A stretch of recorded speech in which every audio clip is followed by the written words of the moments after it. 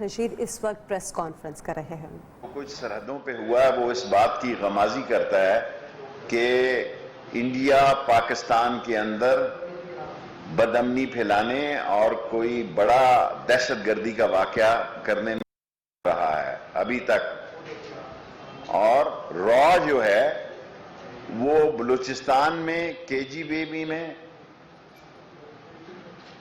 اے جے کے میں خاص طور پر اور بلوچستان میں جس طرح اس نے مختلف گروہوں کو اور افغانستان میں مختلف گروہوں کو اکٹھا کیا ہے وہ پاکستان کے اندر کوئی بڑا دہشت گردی کا واقعہ کر سکتا ہے. اور میں کل یہ نہ ہو کہ مجھے آپ پکڑ لیں اور کہیں کہ شیخ رشید کو کس نے بتایا تھا. عقل والوں کے لیے پیغام دینا چاہتا ہوں کہ ہندوستان کے بیانیے پہ جس نے بھی کام کیا ہندوستان نے اس کو استعمال ضرور کیا لیکن بعد میں اس کی سیاسی قبر بھی خود ہی کھودی. کل گلگت بلتستان میں مجھے اللہ سے امید ہے کہ پہلے number per P T I ہوگی, دوسرے نمبر پہ پیپلز پارٹی ہوگی اور تیسرے نمبر پہ آزاد لوگ ہوں گے اور چوتھے نمبر پہ نون لیگ ہوگی. اس کے بعد ان کے واویلے آپ سنیے گا. یہ میرا سیاسی تجزیہ ہے. اور جلسے کیونکہ پہلی دفعہ وہاں جوش و خروش ہوا ہے گلگت بلتستان میں, تمام پارٹیوں نے بڑے جلسے کیے ہیں اور ووٹ دینے کے مسئلے میں گلگت کے لوگ بہت سمجھدار ہیں اور وہ اپنی ذمہ داری کا مظاہرہ کریں گے کل. اور مجھے یقین ہے انشاءاللہ تعالیٰ کہ عمران خان کی پارٹی پی ٹی آئی وہاں گورنمنٹ فارم کرے گی. باقی میں بڑا واضح کہتا ہوں کہ را نے پاکستان کو اندر سے ڈی سٹیبل کرنے کے لیے اپنی کارروائیاں شروع کر دی ہیں. سیاستدان نہ صرف اپنی سیکیورٹی پر خیال رکھیں, مجھ پہ 3 دفعہ خودکش حملے ہو چکے ہیں.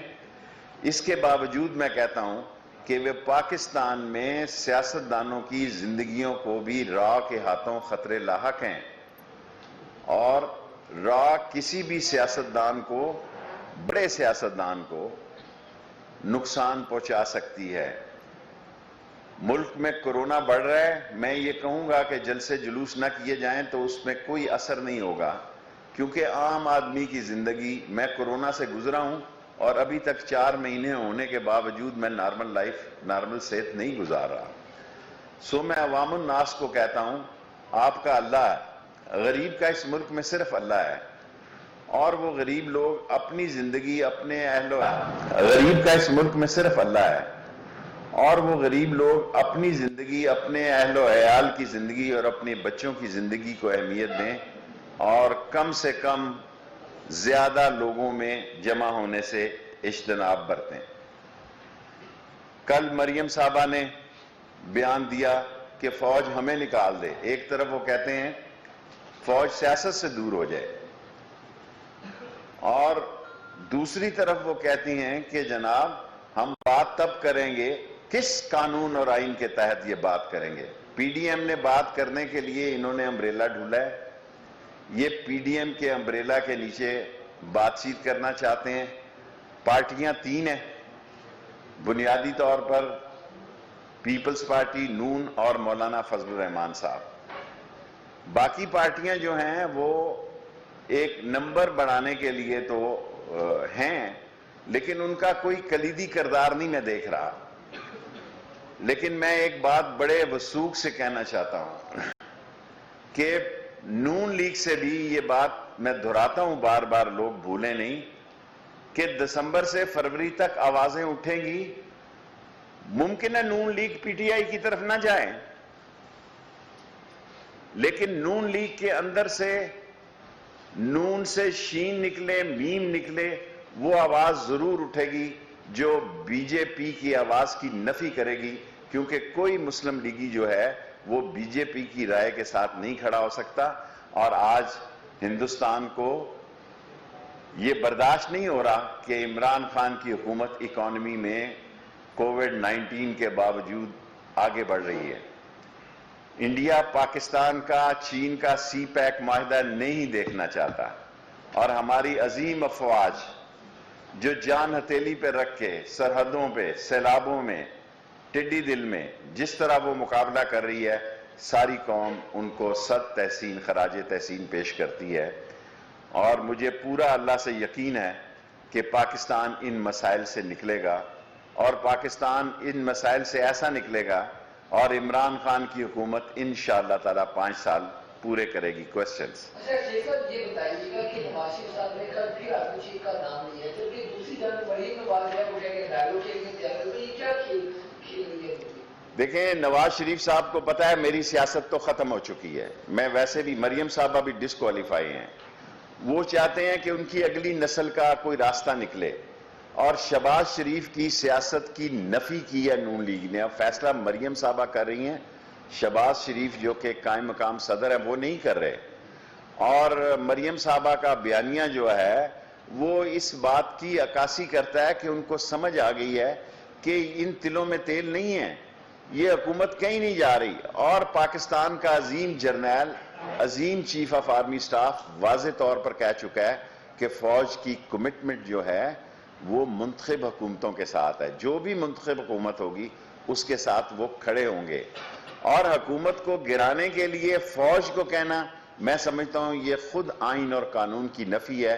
آئین اور قانون میں اس کی کوئی گنجائش نہیں ہے. جو آئینی اور قانونی طریقے ہمیں ختم کرنے کے ہیں ان کی سقط اور طاقت پی ڈی ایم میں نہیں ہے. اور مجھے پورا یقین ہے اللہ سے کہ اللہ عمران خان کے ساتھ مدد کرے گا اور اس مسائل سے عمران خان نکلے. شیخ صاحب یہ جو کل الیکشن ہونے جا رہے ہیں گلگت بلتستان کے، آپ اس کو بیانیے کی شکست اور کامیابی سمجھتے ہیں جو بھی رزلٹ آتا ہے؟ دیکھیں میں تو یہ سمجھتا ہوں جو بھی ہارے گا اس ملک میں کہے گا دھاندلی ہوئی ہے.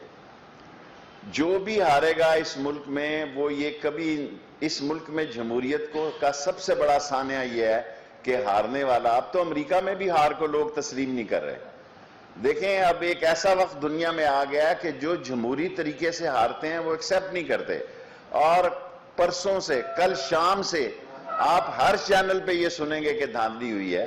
حالانکہ بلاول بھٹو نے جتنے جلسے، ایک ایک حلقے میں جلسہ کیا ہے، اب ووٹ تو لوگوں نے دینا ہے، ووٹوں کا فیصلہ لوگوں نے کرنا ہے. جو بھی فیصلہ ہوگا وہ پاکستان کے سی پیک کی ریڑھ کی ہڈی ہوگا، کیونکہ سی پیک کا ہب جو ہے، مرکز ثقل جو ہے وہ گلگت بلتستان ہے، اور یہیں سے ایم این اے بھی نکلیں گے اور یہیں سے سینیٹرز بھی نئے نکلیں گے.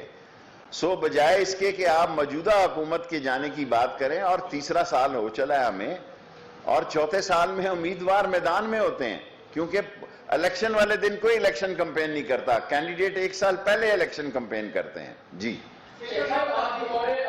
فیصلے عوامی مسلم لیگ کے سربراہ کے طور پہ پنجاب حکومت کے جو کسان کے لیے گندم کی ذاتی قیمت بڑھائی ہے اس کی سپورٹ کرتے ہیں بطور شیخ رشید؟ میں بطور شیخ رشید سمجھتا ہوں کہ شہریوں کا بھی آٹے پہ اتنا ہی حق ہے، کیونکہ ہم نے مزدوروں کی تنخواہیں نہیں بڑھائی جتنا کہ کسان کا حق ہے. اور یہ کوئی آخری ریٹ نہیں ہے. 300 روپے، 1300 روپے پہ گندم شروع ہوئی، پھر ہم نے 1400 روپے کی، اب 1650 روپے گندم کی ہے. اور گندم اس وقت ہائیسٹ ریٹ ہے دنیا میں. اگر کل یہ کم ہو گئے، جس کا کہ بہت سارا اندیشہ ہے، آج تک گندم کا یہ پرائس نہیں ہے کہ دنیا میں جو ریٹ جا رہا ہے، کل یہ کم ہوگی تو یہ اس ریٹ پر لینے کے پابند ہیں. کسان کو حق حاصل ہونا چاہیے کہ جس کو جہاں سے زیادہ پیسے ملیں وہ اپنی گندم بیچے. سر یہ بات ہے کہ کیا آپ سمجھتے ہیں، پہلے آپ کہتے رہے کہ وہ حکومت جو ہے فوج بات نہیں کرے گی، اب ایک ہاتھ بڑھایا ہے مریم نواز نے، کیا فوج بات کرے گی معذرت کو سیٹل کرنے کے لیے؟ مجھے نہیں پتا. مریم نواز نے جو کچھ کہا ہے وہ اپنے والد کی سیاست کی نفی کی ہے. یہ ایک ٹکٹ میں 2 مزے لے رہے ہیں. یہ ہاتھ آسمان پہ بھی لگا رہے ہیں اور پاؤں زمین پر بھی لگا رہے ہیں. یہ ایک پہلے 2 شخصیتوں کا نام لے کے، آرمی چیف اور جنرل فیض کا نام لے کے، میں سمجھتا ہوں پاکستان کی سیاست میں انہوں نے نہایت ہی غیر ذمہ دارانہ، غیر شائستہ، غیر اخلاقی اور ناپختگی کا ثبوت دیا ہے.